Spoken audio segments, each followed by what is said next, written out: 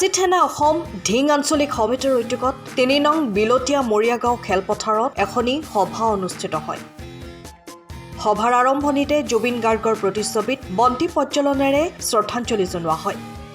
বীৰ লাচিত সেনা অসম ঢিং আঞ্চলিক সমিতিৰ সভাপতি ৰিপান বৰাৰ সভাপতিত্বত অনুষ্ঠিত সভাত ৩ নং বিলতীয়া মৰিগাঁও শাখা সমিতিখন গঠন কৰা হয়। সভাত বীৰ লাচিত সেনা ঢিং আঞ্চলিক সমিতিৰ সম্পাদক ময়ূৰজ্যোতি নাথে ভাষণ প্ৰদান কৰে।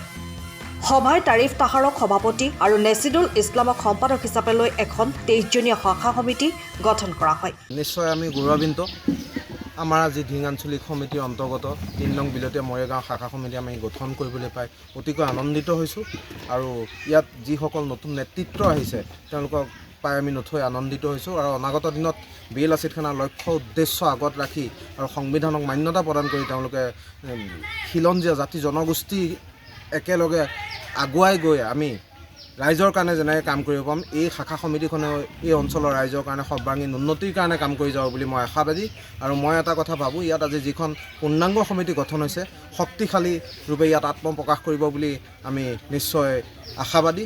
আৰু অনাগত দিনত এই কমিটিখনে সবল নেতৃত্বৰে ঢিং আঞ্চলিক সমিতি এখন শক্তিশালী আঞ্চলিকলৈ ৰূপান্তৰিত কৰিব বুলি মই আশা ৰাখিছোঁ। কিমানজনীয়া সমিতি আজি গঠন হৈছে?